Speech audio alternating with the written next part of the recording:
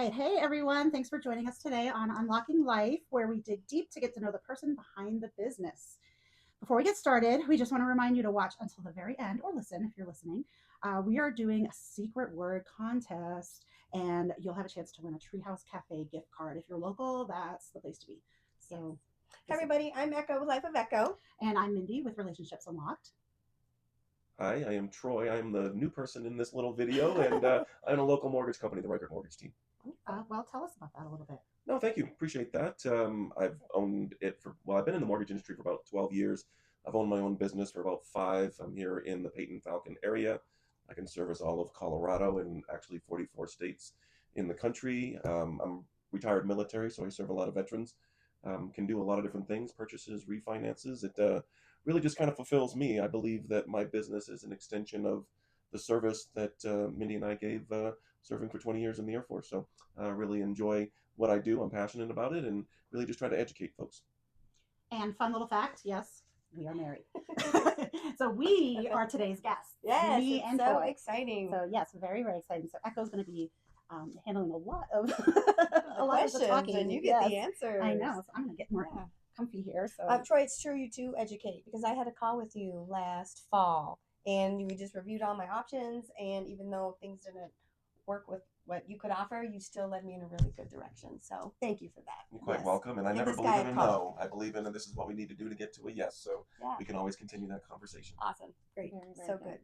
Okay. Well, please tell us a little about you guys. Like, how long have you been married? How did you meet? Let's get to know you guys as a couple. How long have we been married, honey? Well, in November, it'll actually be 29 years. So 28 plus years. We've known each other for, gosh, almost 30 now. Yeah. So, yeah, we met. Kind of an interesting story. Do you want to tell that, or how do you want to? Yeah, I'll tell it really quick. So Troy was home on leave. He was stationed in Florida. I lived in Maine. He was from Maine. We did not know each other before that. He was home on leave.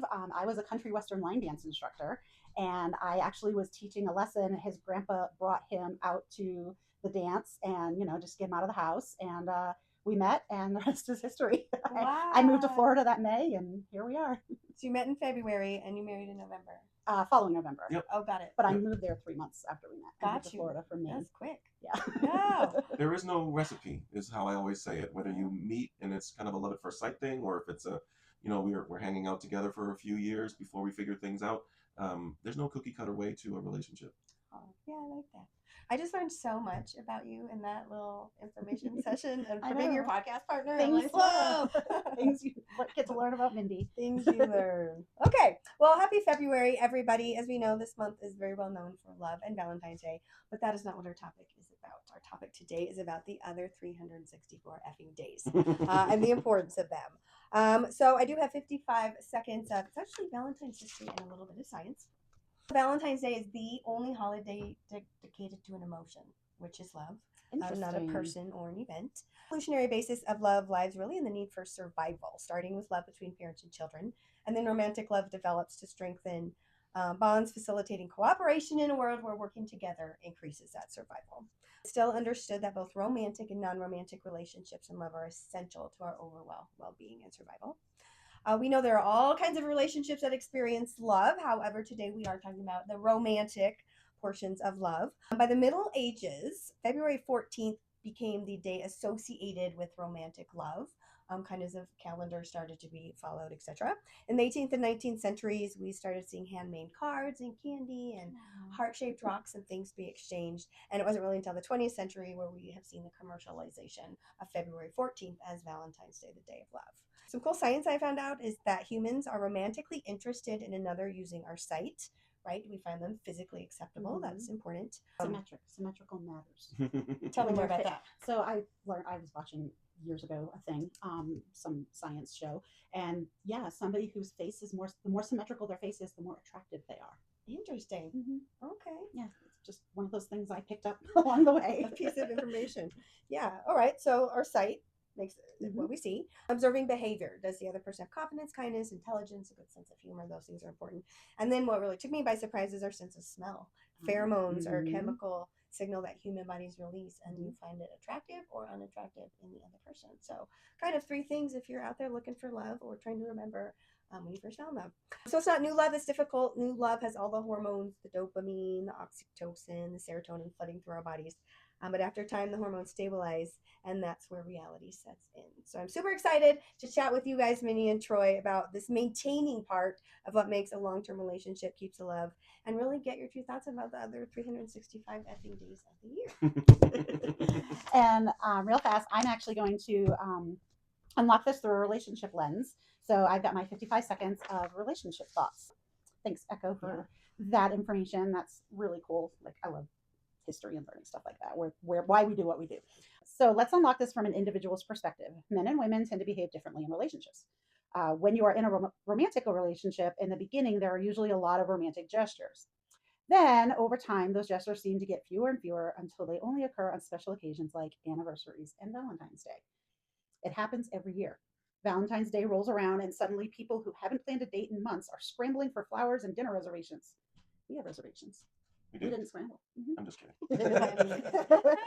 But There's that humor part. Exactly. Good for you. But this isn't usually about a lack of love. It's often the result of what psychologists call relationship autopilot. As couples grow comfortable, daily responsibilities, stress, and routine quietly replace intentional connection. We start assuming our partner already knows how we feel, so we stop showing it in meaningful ways. Like that whole, well, you should know this about me by now. God, we've been together 30 years. Why don't you know this? Because you can't read my mind. And vice So, versa. exactly. The challenge is that romance isn't meant to be seasonal. It thrives on consistency. Small, thoughtful gestures throughout the year build emotional security and keep attraction alive far more than one grand February gesture ever could.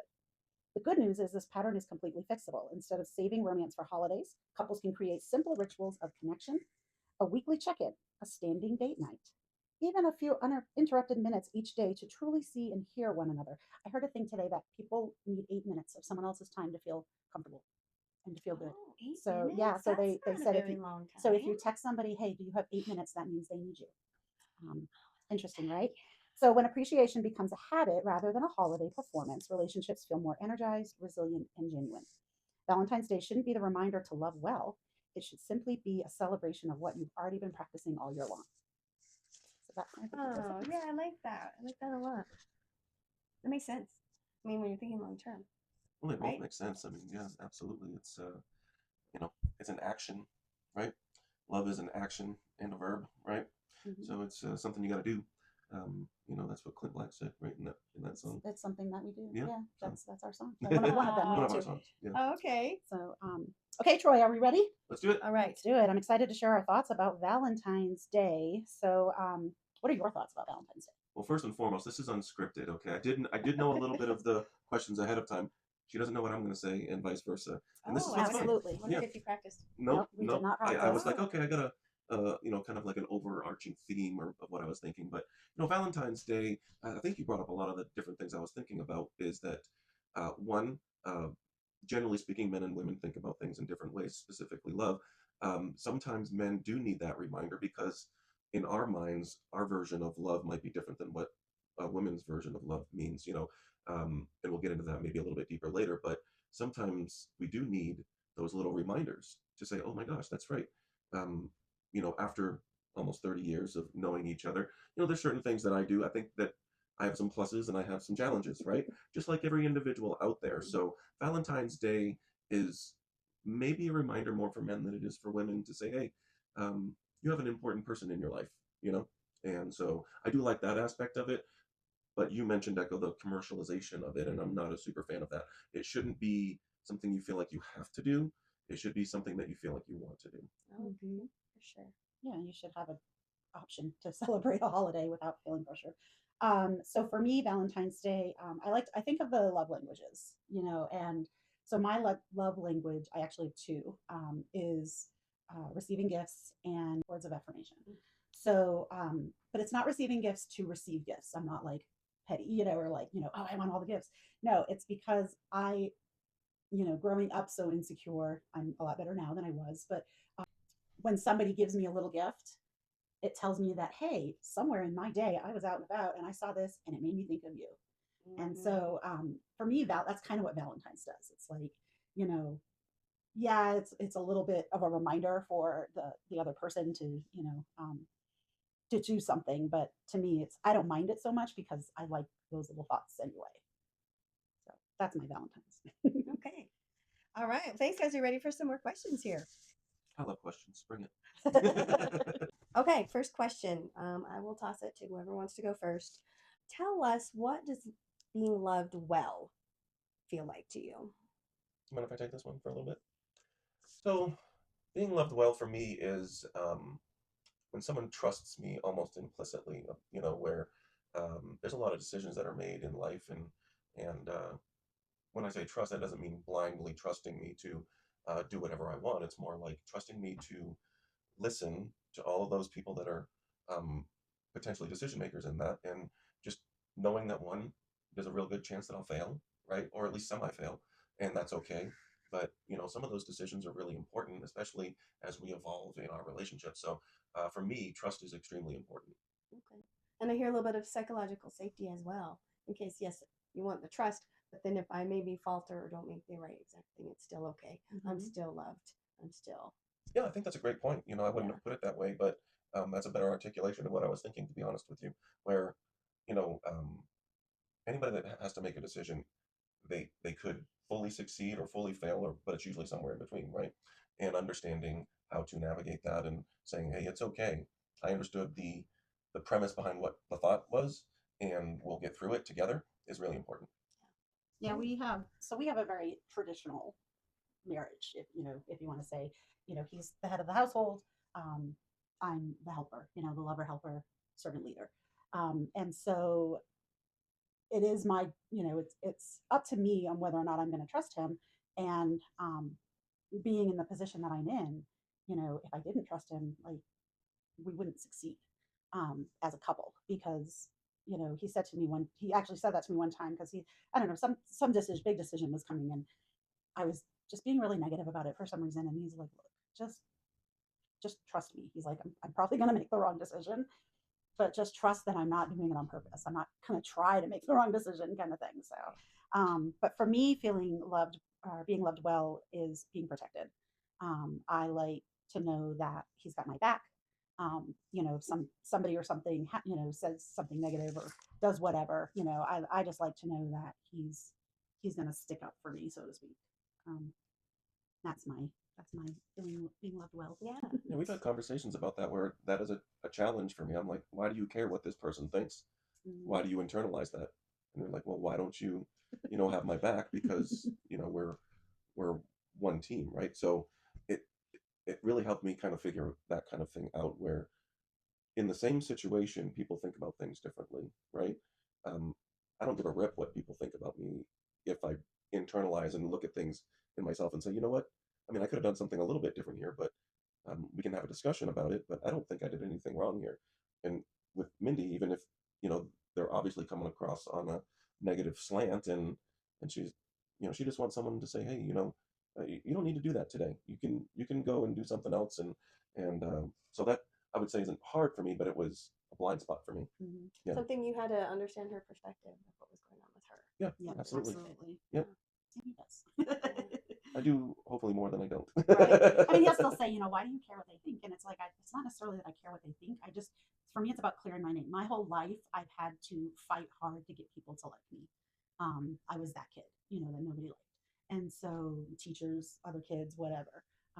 I've learned now that it's actually a blessing, because, I have my circle and it's small, and I'm okay with that. But, I was always defending myself. So it's just nice to have someone else to defend me too. Sure. So Yeah, and it's hard to work through that stuff that we get mixed up in as a kid. And I mean, as far as those feelings of external, like it matters, and people pleasing, and I don't want to hurt anyone's feelings or make them angry or make them not like me. Exactly. So, You just described me in a nutshell. Well, our time as a child those are our formative years, right? Yeah. And to try to, accentuate what we have going on that's positive and really kind of work through those challenges takes a long time.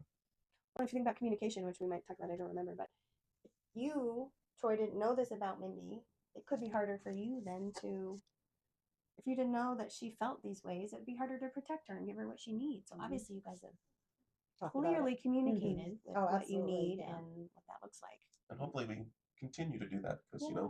sometimes I need reminders of those kind of things, just because, like you said, the busyness of you know, a relationship that is seasoned, right, is different. So Yeah, and then they change relationships and people change and grow, and so yeah, you got to kind of keep refreshing. It's like that cup of coffee that you keep forgetting that you left in the microwave. You got to keep hitting the Oh refresh yeah, button. yeah, yeah, yeah. Like warm it up a little bit more, warm it up again, or the clothes left in the dryer. I got to Yeah, refresh that. yeah. Those are good So, analogies. That makes a lot of sense. Okay, so being loved well feels like to you guys like trust and protection. mhm. Those are really great, strong, important words. Thank appreciate you you. bringing Yeah, that up. yeah. Okay. Ooh, we get to go blast into the past. Mhm. Think about when you met. What were your values and expectations? And are they any different now, 30 years later? I'd have to say they're not. I don't know. Not the same or not They're not. different? They're not different. So our values, we both grew up in Christian families. We have very similar values, morals, things like that. Um, Expectations, like I had never been in a real serious, oh my gosh, I moved across the country kind of relationship before, and he really hadn't either. But he knew, kind of what he wanted when I moved down there. He knew how he wanted our relationship to be successful. And I was like, okay, because I don't know, it works for me, and it worked for me. And yeah, I really don't think, for me, nothing's really changed. I mean, we've learned along the way, things, but yeah. Yeah, I couldn't agree more. I kind of think of it. It's probably not a great analogy, but I'll say it anyway. So, like, I used to fix airplanes in the military for first 5 years, and when you try to navigate an airplane, there's large, when you turn this and you turn the rudders and all this stuff, those are large movements, right? So, but then there's also what's called trim, where you're just making fine adjustments. So, um, when we first met, we had some very, very intimate and deep conversations early, right? Yes, we did, Um, really early. and we figured out that we were aligned in a lot of ways. So, which is, I think, why you felt comfortable enough to move down Mm-hmm. so early. So, and then as so those all kind of clicked very quickly for us, Mm-hmm. knowing that there were things that we didn't know about each other, right? But then as you progress in your relationship and marriage and stuff like that, I don't think we have a lot of the heavy turning that we need to do. It's the trim adjustments that we're doing Yeah. to make sure that we're on the course that we're looking for. So, yeah. Yeah, we talked, for whatever reason, we talked about the big stuff right away. So the little things that we learned about each other along the way weren't as bad or as scary, like the negative things, because there's some negative, there's some positive you learn as you grow together. But it was okay. It wasn't. They weren't deal breakers. So, What's striking me about this story is, and I don't want to out your current physical age, but you guys were young. Like you were young to be having I these was really 19 when I adult moved to Florida from Maine. conversations. I was 19 when I Yeah. moved from Florida to Maine. He was 21. It's just so mature. I don't want to be the lady who says this generation, but I feel like a lot of 19 and 20, 21-year olds don't have conversations about values and expectations as they're getting into relationships like that. It Yeah. would be valuable for anybody, Mhm. of any generation, to have these kind of Oh, you're conversations. right. And You're again, right. it's not a knock on any one group or anything like that. It's just we saw value in it right away, and I would say being in the military, it made me grow up very quickly. Mhm. So that really helped me. That's not for everybody, right? I understand that completely, and it just made sense, right? And I think we personally lived more in our younger years than some of the folks of this younger generation, and I just hope that they get that opportunity. I really do. Yeah, it's experiences, like how we grew up, the situations we grew up in, and that kind of thing really molded us to, obviously, everybody to who they are as an adult. But um, I know I grew up really fast. So, and it actually kind of leads me to, because what you were saying leads me to why I do what I do with Relationships Mm. Unlocked, because there's so many young people that just don't know. They don't know things. They don't, and yes, I help couples, of any age, of any, like, whether they've been together a year or whether they've been together 50 years. Um, but my heart is those younger people that really I just need to know some things. And just to kind of give them that little kickstart, there's just some things that, it doesn't mean they're not going to succeed if I don't work with them, but if I have this knowledge, I want to share it. Sure. So, Well, I think it's hard for people to even put a name to their values. So going through an exercise for themselves before getting into a relationship, that's super important. that's why I also work with individuals. Yeah. Because yeah, that's huge. You got to be whole here before you can be Yeah. cool out there. Humans Mm-hmm. can be a handful. Oh my goodness, especially the little ones, the little humans. The little humans. All the humans. Okay. Ooh. Can you recall a time when your relationship taught you something profound about yourself? Well, you had mentioned something about family, different types of relationships, right? So obviously, when Mindy and I got together, then you realize very quickly that you're not the only person in the world, right? You're not. Um, you need to have a your own goals and common goals at the same time, right? It's very important. So, what I learned, what I thought was profound, was, hey, uh, you just can't go do. You have to, you know, check in and see, what other people think. That was really important to me. It again, so some of the things you want to do on your own is really important, but self for me is subordinate to us, if that makes any sense. So, um, all the decisions, all of the questions, all the ideas are with us in mind instead of just me, right? So, and then when you have kids and your family grows, um, that's a completely different thing too. Then, you know, if all of the decisions, well, let's say 90% of the decisions are almost about the kids at that point, right? So Mhm. you learn to be even more selfless as your family grows. So, which again is a good thing. Some people think that, oh my gosh, I want to go do mine and all this stuff, and there's nothing wrong with that in some aspects. But I would also say that you get to grow as a person when you realize that you're not the only person in the universe. So, Yeah. yeah, So you're saying like you had to expand your consideration. Like you weren't just considering you now, right. then it was you guys you were considering. And then it became Exactly. you guys you had to Yeah. And consider priorities in your change. decisions. Your decisions, Yeah. yeah, your decisions affect others. There's consequences whether they're good or bad. Right. And he's not saying self care is selfish Oh no, by any means, no. because Sure, no. he's just saying, because like you do have to take care of yourself before you can take care of others. Obviously, it's more like, oh, I want to go. We've got $1,000 in the bank. I'm going to go buy some new golf clubs or something. And it's like, well, wait a minute, let's have a discussion first. Right, That right. kind of thing. That means that maybe one of the kids don't get to go on one of their field trips or something like that, right? So you just gotta it tempers some of the selfish feelings, not self-care type stuff, but selfish, right? Mhm. So yeah. Okay. Absolutely. Thank you. So for me, profound about myself is very early in our relationship. So like I said, I grew up fast, and I basically didn't have any self-esteem. So when I would try to, and I was always seeking attention, I was always seeking affection, um, and so I got to a point where I felt like I was only good for one thing, and so when I met somebody that wasn't after that from the get-go, I was like, oh, okay, he actually likes me for me. I'm not only good for one thing, I'm good for other things too. So, and then of course I've grown and, my self esteem has improved and he's helped me with that tremendously. I still have my moments, but I'm continually growing. So, yeah, so that was me. That was my profound moment. Yeah. That's a really big thing for a woman to meet someone and not feel like an object, but to Mhm. feel like a whole person. Exactly. Yeah. Like a mate, not you know, someone with ideas and thoughts and, that they want to hear. Yeah. So that was really nice. Wow. Thanks, guys. All right. The last big question for you that you may or may not be prepared for. He's prepared, clearly. Oh. What is one important thing that you want me and the listeners to take away or to learn from your story? I think I led with it unintentionally. It's there is no one recipe, right? Mhm. Um, realize that your journey is your journey. You're going to make mistakes, and that's okay. Sometimes you put the wrong ingredient in the soup, right? But I don't know if anybody knows. I went to culinary school. There's almost always a way to fix that, right?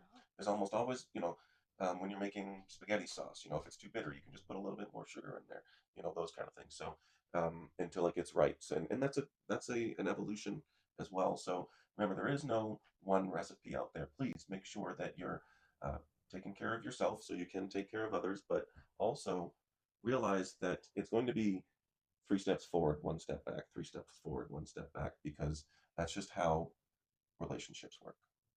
Mhm. Yeah. I completely agree. And I actually touched on it before myself was, your partner can't read your mind. So you said, and you said it as well. Communication is huge, huge, huge, huge. Talk better, not more. Um, and stop and listen.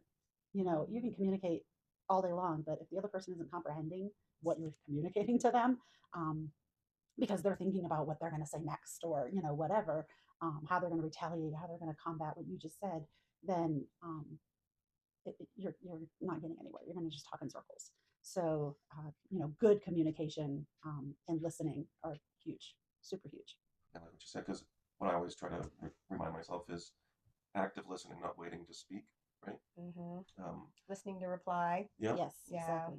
Yeah, because then you're missing all of that stuff, because you had that one thing that you heard over here, and there was this other piece of that conversation, and you missed it. Yeah, definitely.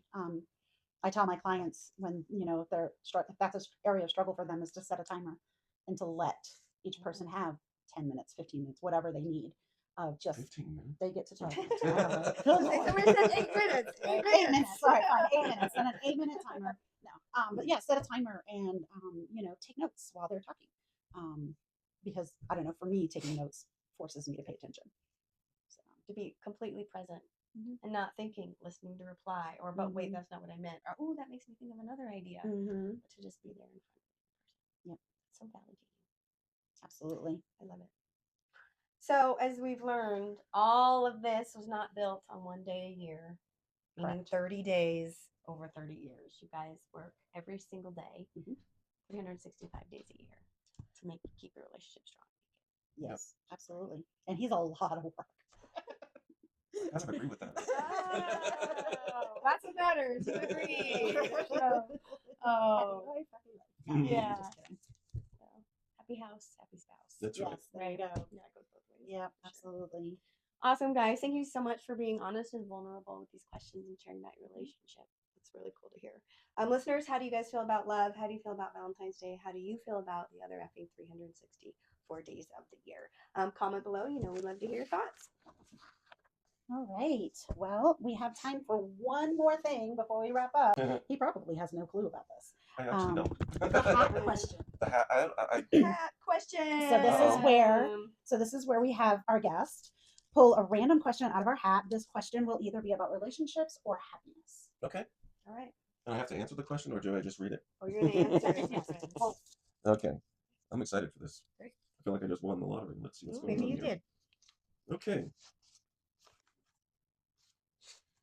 Oh, this is fun. What scent smells like home to me? So, I really, really enjoy the smell of like pine trees. Being from Maine, I was outdoors all the time, and so we have pine trees everywhere. And just having a subtle kind of, candle maybe or something like that, where you bring in the outside in. I really enjoy that. So that's kind of what I think my answer is going to be. Yeah, I can't change it now, right? So. No. Do you clean with pine sol? Not at all. Oh, just water and stuff. Yeah. My smells so good. yeah, growing up, my mom cleaned with pine sol, and that's a story for another day. But it triggers. It has triggers for me. So That's so interesting and comforting scent. Yeah, and I do not enjoy the scent of pine. See how I sacrifice? So I did actually recently have a candle with pine in it, and I didn't mind it. But yeah, I don't enjoy the smell of pine. And I grew up in Maine as well. But yeah. Okay. What scent? Well, it reminds me of home. Well, my favorite scents are, like fall scents. And this does remind me of Maine because we did our county fairs in the fall and our apple picking in the fall. So like apples and, cinnamon and, those kind of scents are what I love. Okay. So I have happy memories of those scents. I like those too. So yeah. It's okay if we don't have pine sol. Yeah. It's kind of those calming, warm, earthy scents that just. Yes. Love the yummy smelling things. Nothing in my face, please. No, thank you. Just a gentle. Exactly right. Yeah. I always love the smell of a good laundry room. Growing up, laundry room at home. That was my second. Yeah. That was my second choice. Was a nice clean, just clean smell. Yeah. Laundry. Yeah. I go into the laundry room. It was like a room, not a closet, and it was also where they furnace was, and it'd be all warm. And you could just sit in there in the dark, and it just smelled so fresh and clean. And yeah, I like the vents on the outside of houses, like when you're taking oh a yeah, walk, like if you're taking a walk dryer. and you can tell who's doing laundry. Yeah. Yeah, I like that. We're so easy to please. We kind of like, it are. does not take much. We kind of are. Shiny thing. Yeah. To appease our senses. Yep. Pine and Absolutely. pumpkin and Absolutely. laundry. All right. Well, thank you, Mindy and Troy and listeners for joining us today on Unlocking Life. Remember, happiness grows when we share it, and relationships thrive when we nurture them. Before we go, Mindy, what is happening at Relationships Unlocked these days? So I am actually I'm doing a bridal show on the 15th in Pueblo at the Pueblo Convention Center. It's free to the public. It's 12 to 3. I'm really, really excited about that. And then it's not really part of, I mean, I'm not showing up as Relationships Unlocked, but we are doing our Cajun Fest on the 21st at Copperhead Road from 12 to 5. And there's going to be some amazing food. Oh. And a lot of vendors and things like Repeat that. that date again. For September. Good night. February 21st. Mark your calendars. Yeah. Looking ahead. No, I did it again. February 21st from 12 to 5 at Copperhead Road. Great. So fun. Yeah, Good super, stuff super coming up. exciting. Nice. And Echo, what's going on with Life of Echo? Just some continuations actually from the last show. Tomorrow I'm doing my Colorado Emergency Management Association presentation. So sending good vibes at 2:45. And then working on book edits, that continues. And then I just found out this morning that I'm going to be a keynote speaker and a workshop facilitator at the Missouri Association Workforce Development Conference at the end of April. So Oh my goodness. Yeah. Yay. I'm going national. You're I going get to national. hang out with my mom and dad. Oh, So, very, yeah. very. That sounds awesome. Congratulations. Thank you That's so really much. great. Tune in for March. We'll be talking about spring cleaning of the spirit. And we're really, really excited for that. Until then, keep unlocking the life you love, one story at a time. And don't forget to like and follow us. Yes, we're all over now. We are on Facebook, YouTube, Spotify, and Apple Podcasts. So growing big. One more thing, the secret word. I'll give you a hint today. Drop it in the comments below. It has to do with Valentine's Day. Go ahead and put your answer in the comments. Thanks, everybody. Bye.